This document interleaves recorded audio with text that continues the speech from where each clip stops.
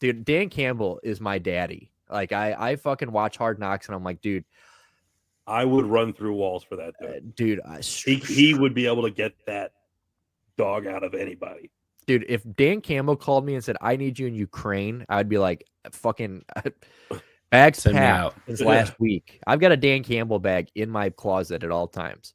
Like, it's just like, Shan's like, why do you have this little bag of clothes? What is DC? I'm like, that's Dan Campbell. Don't fucking touch it. That's my emergency bag in case the phone rings and Dan needs me. Dude, if Dan Campbell wanted to fucking hurt you, it would be the most terrifying thing in the fucking world. He'd be like just coming at you, like fucking crying like a fucking baby, just like coming in. I'm doing this for you. He's like, while he's tearing you apart. I'm sorry, I have to do this. He's like rock smashing your face in. He's like, I want to do this. It's like he was doing up downs with the boys, keeping up. Bro, he did all of them. Holy shit. He did them all. He's a man. Like outside of Dan Campbell, like this season of Hard Knocks really actually is not that good. Like it's kind of boring. Like I know I kind of agree in the past, but like there's a lack of personalities. Yeah, like I've kind of like realized that what I'm saying is like the coaching staff is the only good thing about this. Like they're the players. The only two memorable, I guess, like Jared Goff's been on Hard Knocks twice now, and the only two memorable things that have come from him at this time on Hard Knocks have been Jeff Fisher doing the "We're not going 8-8," you know, that one, and then now Dan Campbell takes the spotlight. I think this is more an indictment on Jared Goff's lack of a personality. Yeah, I mean, you're the fucking quarterback, Jared. Step up, dude. Give say something. And he's from California. Shouldn't he be like cool? Shouldn't he be like doing stuff like Aaron Rodgers, like doing surf? I want to see you surf into training camp. Like he comes into training camp, hair still wet, got a little sand on his feet. He's got a board. They're like, dude, how are you so sandy? You're in Detroit. He's like, dude, I hung 10 all the way here, bitch. You know what I'm saying? Like, but he doesn't say shit. He just laughed. I'll tell you, the coolest thing of this season was episode 1. Was it Aiden Hutchinson did the fucking Michael Jackson thing where he sang Michael Jackson and got everybody up and dancing on Michael Jackson. I thought that was really fucking cool. Or anytime Aiden Hutchinson's mother was on the screen. Anytime Aiden Hutchinson's white supremacy looking dude, his family like is the family in Get Out. Like him, like I don't know, like seriously, like if you his grandpa lost to Jesse Owens in that fucking race. Dude, seriously, like Adolf Hitler was sitting in the fucking that were the Olympics he was at, right? He walked away. Exactly. Yeah, he was in the box rooting for Aiden Hutchinson's grandfather in that race. Like it's you look at these people and you're just like, holy shit. Like, and then there's that really awkward scene. Have you watched it, Andrew? I guess has anybody else watched it? Yeah. So that scene where Aiden Hutchinson's sitting in the ice bath talking to that guy, like choosing, it's so awkward. It's so fucking awkward. Like that other guy's like, he's like, yeah, well, I can't believe you chose that school. And the guy's like, I'd do it all over again. Like it was just so because it went to like Memphis University, or like he's like, why'd you go to some small school like that? I'm like, I'm sorry, I'm not as privileged as you're like cracker ass. And then all of a sudden he was like, holy shit. How long have we been in here? Like at the end, like, yeah, this is fucking weird. Let's get out. Like, time to go. It was just like, what the fuck? Like, you're big dick in this dude. Like he's still in the. It was just a really weird, like, dude, like you said, privilege. Right. It was really like you could tell like. His upbringing kind of came through there, and it was just like and you're both in the NFL. Like, come on, dude. You're brothers now, man. You better. Right. You're supposed to be friendly, dude. This dude's like, you're supposed to kill for that guy, and he's supposed to. Well, my ice bath. Have you seen the pieces of ice in my bath? They're bigger than the pieces of ice in your bath, motherfucker. Just saying. But on that note, so are we starting with Detroit? Yeah, we're starting with Detroit. Yeah, okay. we might as well. So we're gonna dive into this fucking NFC North, Detroit Lions, the feel-good story of the year. I don't know what we even think about these people, or like what they're gonna do. Probably not great things, but like we're rooting for them. Well, speaking of that quarterback position, because Goff is so fucking boring on television, that the one quarterback that was worth anything on that show just got cut. So David Blough. Oh yeah. I saw he's that. Gone, dude. Him and his kick-ass sprinter or hurdler of a wife. God, and she had to sit there in that preseason game and watch him throw those interceptions, and like, dude, we all felt that pain. That's a real. I mean, like that's a hard one when your wife's an Olympic champion and you're You're getting third cut string from the Detroit Lions. quarterback, cut for the Detroit Lions. Do you think she tells like it's okay? I got you. Yeah, right. Don't worry, babe. We're gonna like be last okay. year when that viral clip of him watching his wife in the Olympics, they're like, wait, well, why wasn't he playing? They're like, well, he's got a lot of time. He's on the practice squad. Yeah, he didn't really have anything to do that day. It's hard to explain to your wife that you're good at football when it's public knowledge that you got replaced by Nate Sudfeld. You're like, dude, I promise you that fucking I'm good. I'm good at this. I watched good at football. You are, babe. There's a Joe Flacco interview coming out, which obviously, I mean, I'm getting off subject with like the team here, but Joe Flacco has an interview coming out where he's talking about how when he's in the backyard trying to help his kids like practice their baseball swing, like when they get mad and frustrated at him, they'll be like, yeah, well, you stink, like your team stink. And he's like, and he's like, he tries to argue with them or like, like downplay it, but like they'll get frustrated. They're like, yeah, but like you stink, like basically telling him like, how can you tell us, to do anything when you stink? He goes, and for the first time in my life, I had to Google Joe Flacco highlights and say, here, you sit down and watch these highlights. He's like, because like that is me. Like, shut your fucking mouths, dude. I'm an NFL quarterback. He has give me some respect. He has to defend himself from his kids and his father, who said that he was the most boring person alive. It's like, dude, Flacco's elite. We've already covered this. Like, he is a Super Bowl MVP. Cut the dude a fucking break. Everything he does after that is irrelevant. Dude, he had the best thing. He had the best timing of the entire, and maybe any one player in the NFL history. He goes from a guy who's like a middle tier quarterback, gets his team to go fucking win a Super Bowl in a contract ending year. And what does he get? He gets a max deal. This dude it becomes like the highest paid quarterback at one point, like same tiers like Peyton Manning, fucking Tom Brady, and then Joe Flacco. It's like one of these things is not like the other. Didn't Flacco go to college? Didn't he play in Delaware? Like that's not a quarterback factory. Yeah, it's not a football factory at all. If Pop Culture Rehab is not going to stand for anything, it's fucking Joe Flacco hate. Like we are Joe Flacco fans here through and through. With that being said, maybe we should get into the Lions. Yeah, but hold on. I have a surprise here for the Lions. We got to start here. Okay, the Lions. I was shocked. Great transition. The Lions have, according to PFF, the fourth best offensive line going into 2022. I can see that, dude. They've got Saywell is a man. Disgusting. Yeah, Penei Saywell, and then they got a whole. I can't even Halali Vaitai. Yeah, I can't. Thank you for trying. I can't even say it. Yeah, thank you for trying. I love him. And Jonah Jackson, of course. Jonah Jackson. I mean, they're dude. I think they are very. I mean, their receiving core is nasty. Amon-Ra St. Brown is a fucking possession savage. DJ Chark is on a prove it deal, but like, dude, he's got talent. And I think if there's anybody like for like fantasy, he is basically non-existent in fantasy drafts this year. He's one of those guys that I think people should watch out for. I think he could be a good red zone target. Got a great running back. Oh, sorry. Is Deandre Swift though? Is he gonna make the most out of that line? Is he gonna get the most out of it? Did you see that? Did you see that screen pass he housed last weekend? Yes, that's what I was thinking about, dude. I mean, he shows these like flashes of brilliance, and then you see him just kind of run it up someone's ass at the line. He's a small guy, right? Yeah, he needs to stay healthy. So like make the cut, make the cut inside, right. And he's just not. Sometimes his vision is fucked. Yeah, he needs to stay healthy. I think him and Jamal are a really good one too. Like I think Jamal is like the perfect person to like, because I'm with you. I like if I'm at like the goal line or if we're 3rd and 1 or 4th and inches, you know what I'm saying? Like I'm Deandre Swift is going to be nowhere near the fucking field unless like, I'm putting Jamal Williams and his anime headbands in and we're fucking going for it. Like nothing's better than Jamal Williams. And he's got that fucking bandana, the do-rag dangling out of his helmet, and it's got like anime characters and shit all over it. And then he also had that clip where he got dominated by that guy in joint practices, but he's like yelling in that guy's face. And then the guy had to like called him a loser on Twitter. The guy was like, the only sport where you can lose all 3 reps and still talk shit or something like that. Like, so Jamal Williams is just one of those guys that, like, he's a character, but like he is a great go get a few yards kind of guy. Agreed. Dude, I loved him when he was a Packer. I did too. He's serviceable. He played really well.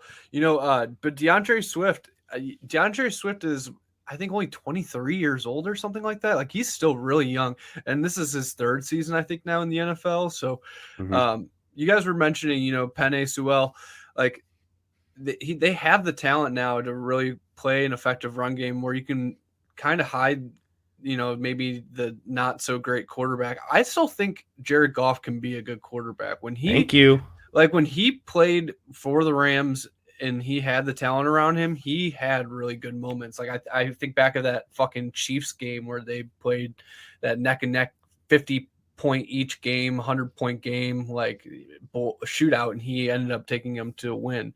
And he had an elite running back then, Todd Gurley, but it's kind of like the team's kind of built like that now. It's like you got Deandre Swift, you got Amon-Ra St. Brown, DJ Chark. Like, you have your weapons here. TJ Hawkinson's probably going to catch the ball like 80 times this year for this team. You got 1,000-yard receiving. I know this will take us a little bit off topic, but Penei Suell. So they passed on Jamar Chase to get Penei. Wasn't that the storyline of the draft that year? Sorry. So, no, they got Penei Suell because somebody else reached for Jamar Chase.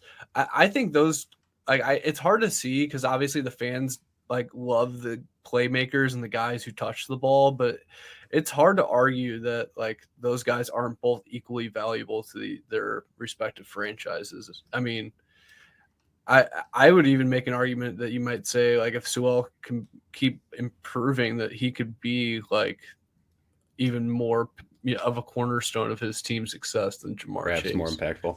Well, and we're just dodging around the absolute nuclear head that is sitting on with an O next to his name right now, and that's Jameson Williams. When he comes back and you add him into this offense with Jared Goff, with Swift, with St. Brown, and a good offensive line. Are you a big believer on him? I mean, yeah. Yeah.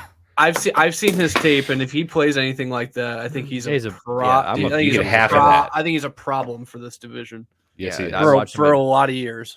Did I watch him at Bama? And he's an issue. He's a real. So what is his? It's an ACL still. He tore his ACL in the championship game, right? Yeah, in the championship game, dude, is just fucking brutal. And John Mechie was the guy that balled in his absence. Right.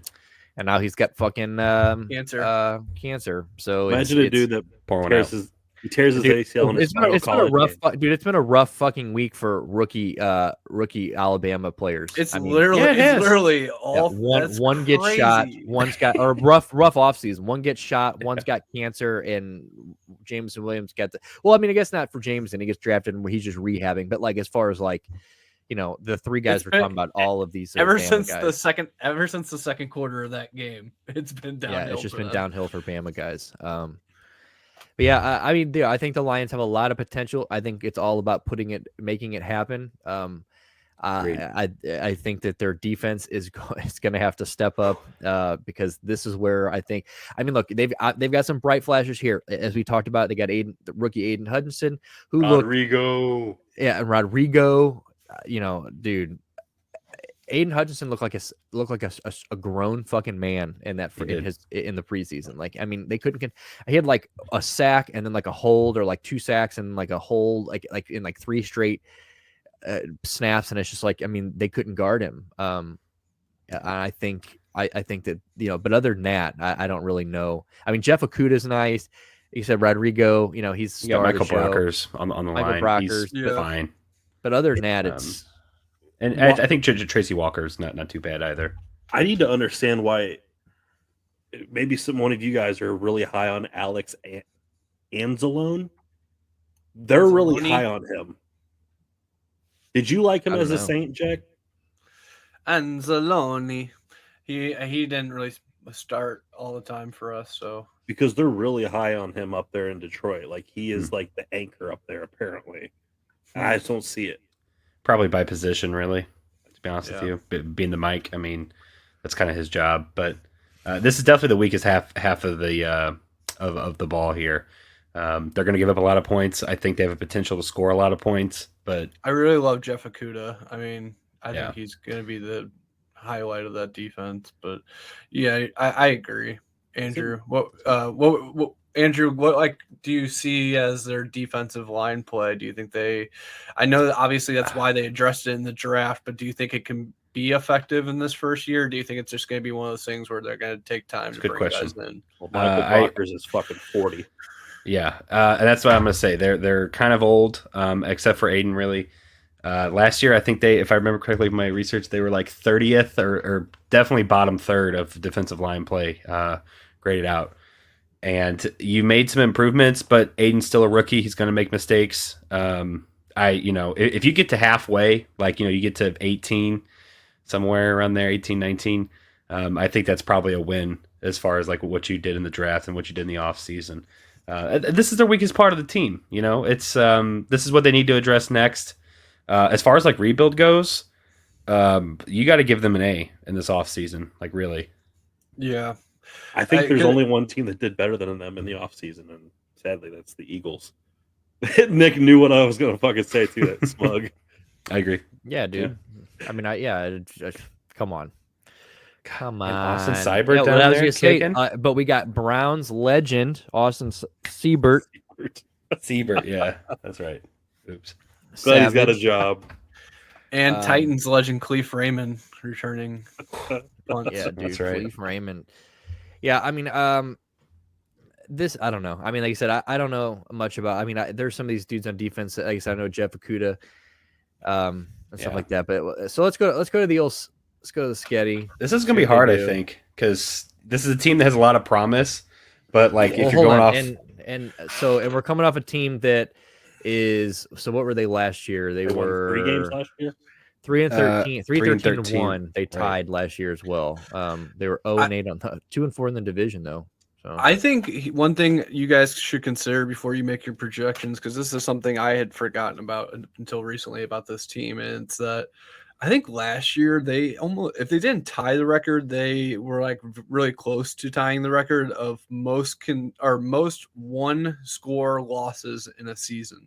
Like when Detroit lost last year, they were losing those games, those 3-point games, those 4-point games. They didn't win any of their one score games. So if any of those games, I mean, I would not be surprised to see this team win like 7-8 games this year versus, Whoa.